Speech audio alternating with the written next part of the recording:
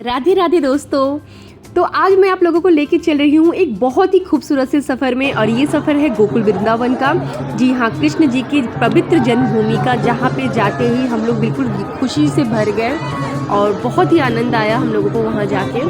चलिए अब सफ़र की शुरुआत करते हैं। तो सफ़र की शुरुआत में ही जैसे हम लोग होटल में पहुँचे, थोड़ी देर बाद मेरी सिस्टर बाहर गई, और जैसे वो बाहर गई तो बंदर आके उसका चश्मा पीछे से लेके चला गया, और उसके बाद तो चश्मा दे ही नहीं रहा था, काफ़ी ऊपर जाके बैठा हुआ था। तो फिर जो होटल के मैनेजर थे वो बाहर निकल के उसे फ्रूटी दिए, तो वो ठीक वापस कर दिया।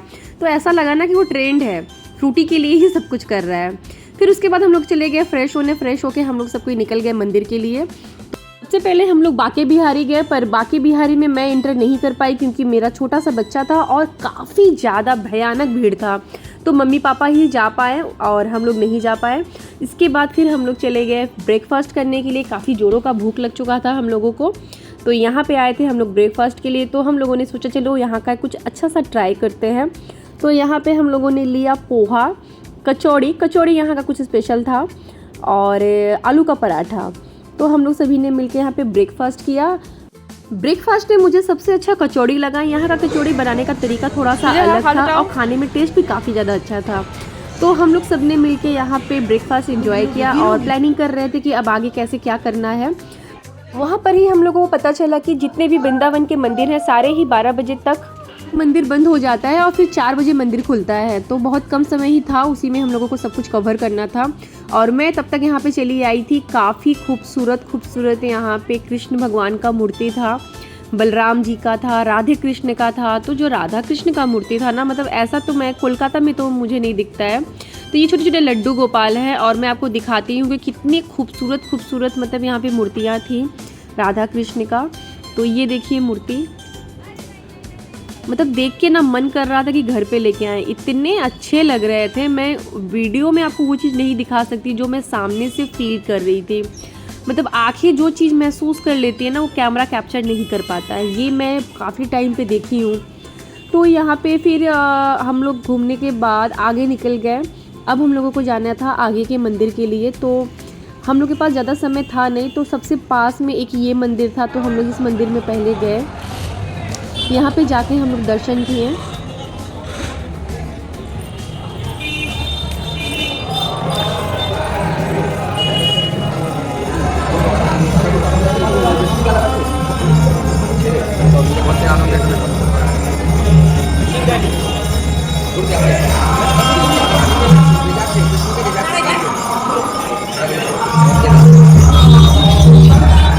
इस मंदिर में हुआ कुछ ऐसा जो कि देखने के बाद बस मन ही खुश हो गया। मतलब बोलते हैं ना कि माँ बाप जो करते हैं बच्चे उस चीज़ को ऑब्जर्व करते हैं। तो यहाँ पे मेरी बेटी मुझे इस तरीके से देखी माथा टेकते वक्त, तो खुद भी इस तरीके से माथा टेकी। और ये सारा दृश्य देख के हम लोग बिल्कुल आश्चर्य रह गए, क्योंकि ये फर्स्ट टाइम था कि वो इस तरीके से माथा टेक रही थी। तो जैसा बच्चों को सिखाया जाएगा बच्चे वैसा ही सीखते हैं, और सिखाने पे भी सच बोलो तो नहीं सीखते हैं। जो बच्चे ऑब्जर्व करते हैं ना, सबसे ज़्यादा बच्चे ऑब्जर्व करके सीखते हैं, ना कि बोल के समझाने पे सीखते हैं। तो उसके बाद यहाँ पे देख रहे थे सबको टीका लगा रहा था। टीका वगैरह लगा के मैं आ गई निधि वन मतलब यहाँ पे वृंदावन का बहुत ही आकर्षित जगह है, जहाँ पे लोग ज़रूर जाते हैं। बहुत सी कहानियाँ हैं, तो यहाँ के बारे में थोड़ा सा मैं आपको बताती हूँ। वन का सबसे आकर्षित केंद्र ये है कि ये जितने भी पेड़ हैं ये सब तुलसी के पेड़ हैं, और ऐसा कहा जाता है कि रात को ये जितने भी पेड़ हैं ये गोपियाँ बन जाती हैं। रात्रि के समय कान्हा जी राधा जी के साथ ये सारी गोपियाँ मिलकर रासलीला रचाती हैं। ये जितने भी तुलसी के वृक्ष यहाँ पे हैं, इसकी खासियत ये है कि ये नीचे से बिल्कुल सूखी हुई है और टेढ़ी मेढ़ी है, और ऊपर से हरी भरी है। तो इसकी ऐसे मान्यता है कि जो वृक्ष नीचे से सूखी हुई है, इसका मतलब ये है कि गोपियाँ अब जो है वो वृद्ध हो रही हैं। जब यहाँ की पत्तियाँ या टहनियाँ जब सूख के नीचे गिरती हैं, झड़ के नीचे गिरती हैं, तो यहाँ के जो कर्मचारी होते हैं इन पत्तियों या टहनियों को कहीं फेंकते नहीं हैं, बल्कि इसी जगह पे ही रख देते हैं, या तो भक्त जो है उसे अपनी मंदिर में अपने पवित्र स्थान पे ले जाके उसको रखते हैं। तो अब देखिए, ये जो आप कुंड देख रहे हैं ना, इसे ललिता कुंड के नाम से जाना जाता है। तो इसके पीछे भी एक कहानी है। एक रात को क्या हुआ था कि राधा की 2 सखी थी, उनका नाम था ललिता और विशाखा। तो ललिता को आधी रात को प्यास लगा, तो वो यमुना नदी में पानी लेने जा रही थी। तो राधा जी ने उन्हें रोका, कहा रात को किसी भी नदी को जगाते नहीं है। और उन्होंने कृष्ण भगवान को कहा कि आप यहाँ पे गड्ढा खोद के पानी निकाल दीजिए। तो उन्होंने यहाँ पे ही एक कुंड खोदा जिससे पानी आया और वो उनकी सखियाँ पानी पी के अपनी प्यास को बुझाई। तब से इस कुंड का नाम ललिता कुंड रखा गया है। आपको एक बात और भी बताते हैं कि 650 साल पहले 10 किलोमीटर के एरिया में जो वन था उसी को वृंदावन कहा जाता था। तो वृंदा का मतलब होता है तुलसी और वन का मतलब होता है जंगल। लेकिन कलयुग में क्या हुआ कि धीरे धीरे ये वन जो थे वो लुप्त होते जा रहे थे। तो फिर बंगाल के संत चैतन्य महाप्रभु जी नवद्वीप से आके यहाँ पे कई साल तपस्या किए और लोगों को जागरूक करते हुए इस वन को लुप्त होने से बचाएं। यहाँ पर जाने के बाद मुझे पता चला कि शाम को संध्या आरती के बाद यहाँ पे सारे जितने भी लोग हैं यहाँ से चले जाते हैं और एक कमरे को श्रृंगार के सामान से, दूध से और अच्छे तरीके से सजा दिया जाता है। और कहा जाता है जब सुबह में गेट खोला जाता है तो देखा जाता है कि सारी जितनी चीज़ें हैं वो सारी चीज़ें यूज़ की हुई रहती हैं, इस्तेमाल की हुई रहती हैं। ऐसा कहा जाता है कि रात को राधा रानी श्रृंगार करती हैं और यहाँ पे रासलीला रचाया जाता है। तो ये रही निधि वन के बारे में कुछ रहस्यमय तथ्य। और अगर आगे चल के संभव हुआ तो मैं एक पूरा फुल वीडियो बनाऊँगी सिर्फ निधि वन के बारे में। तो यहाँ पे निधि वन से निकल के हम लोग चले गए लंच के लिए और लंच के बाद फिर हम लोग चले गए आगे। तो जब हम लोग आगे जा रहे थे तो मैंने देखा यहाँ पे काफ़ी भीड़ लगी हुई है और कुछ इस तरीके से बाहर से देखने में काफ़ी भव्य लग रहा था ये जगह। तो हम लोग को पता नहीं था कि अंदर में क्या है। तो एक बार के लिए हम लोग ने सोचा कि नहीं जाते हैं। लेकिन कहते हैं ना विनाशकारी विपरीत बुद्धि, तो कुछ विनाश होना रहता है तो बुद्धि भी विपरीत हो जाती है। तो हम लोगों ने सोचा कि चलो चलते हैं अंदर में देखते हैं, काफ़ी ज़्यादा बड़ा है ये जगह, ज़रूर कुछ ना कुछ होगा। तो हम लोग जब भीतर में गए तो मैंने देखा कि ये जो जगह है ना ये है तो काफ़ी बड़ा पर ये बंद है। तो बंद तो है लेकिन इतने बंदर थे यहाँ पर कि कुछ कहना ही नहीं है। और मेरी बेटी को देखिए, उसको ज़रा भी डर नहीं लग रहा है, वो आगे बढ़े जा रही है। तो यहाँ पे आके हम लोगों ने बहुत कुछ खोया अपना। हम लोग को बिल्कुल पता नहीं था, अगर पता होता कि ऐसा कुछ आगे होने वाला है तो हम लोग यहाँ पे बिल्कुल नहीं आते, क्योंकि शुरुआत में ही कान्हा जी हम लोग को थोड़ा सा हिंट्स दे दिए थे उस तरीके से बंदर जो मेरी बहन का चश्मा लेके गया। लेकिन यहाँ पे आके फिर और भी बहुत कुछ होना था, ये बात तो मुझे पता था नहीं। तो हुआ क्या कि हम लोग यहाँ पे फ़ोटो वगैरह क्लिक करवा रहे थे। भीतर तो जाना अलाउ था नहीं, देखिए जगह कुछ ऐसा था। लेकिन बाहर से हम लोग फ़ोटो क्लिक करा रहे थे और बहुत कम लोग यहाँ पे थे। ऐसा नहीं था कि बहुत ज़्यादा लोग थे, पर लोग थे यहाँ पर। हो सकता है कि हम लोगों की तरह वो लोग को भी पता नहीं था। लोगों से ज़्यादा यहाँ पे बंदरों की संख्या थी। बंदर बहुत ज़्यादा मात्रा में यहाँ पे थे। तो देखिए एक बंदर यहाँ पे बैठ के केला खा रहा है, उसके बाद का नज़ारा देखिए।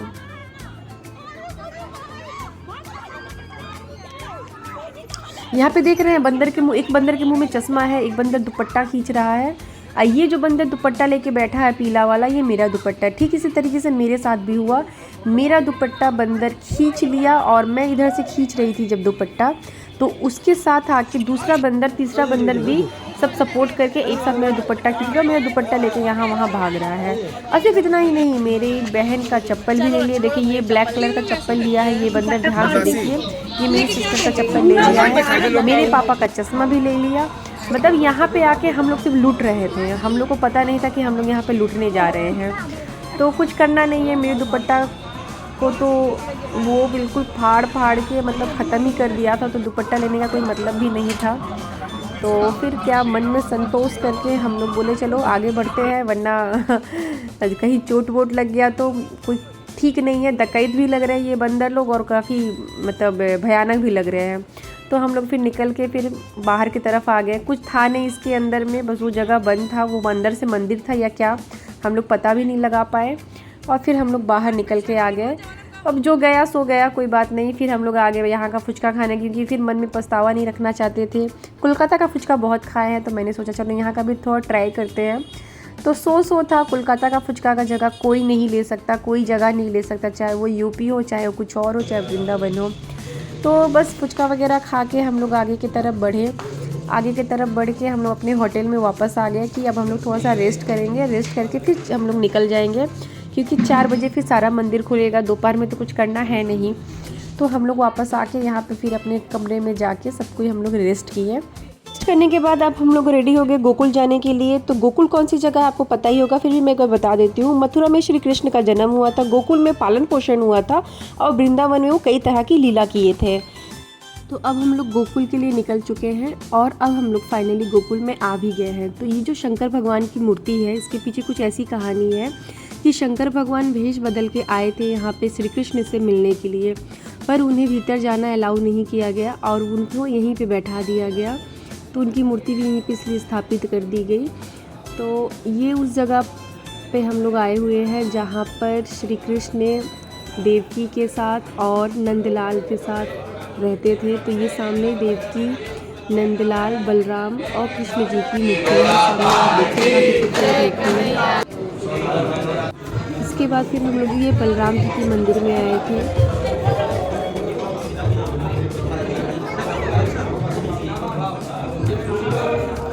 ये भी गोकुल में ही है और ये रही मूर्ति।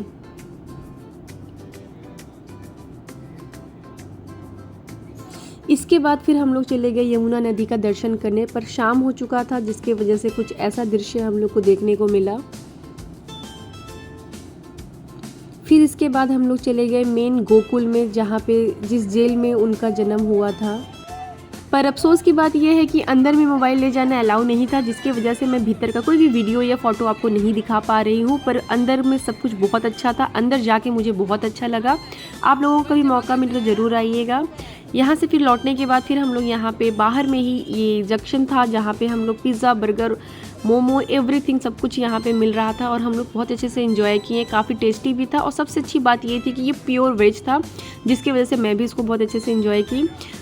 पेट पूजा के बाद फिर हम लोग अपने होटल में वापस चले गए, क्योंकि रात को सो के फिर सुबह अगले दिन हम लोग को प्रेम मंदिर बरसाना इस जगह पे जाना था। तो आशा करती हूँ कि आप लोगों को वीडियो आज की अच्छी लगी होगी। कल का वीडियो मैं कल अपलोड करूँगी, क्योंकि वीडियो काफ़ी लंबी हो जा रही थी। और अगर वीडियो अच्छी लगी होगी तो लाइक करिएगा। तब तक के लिए बाय बाय।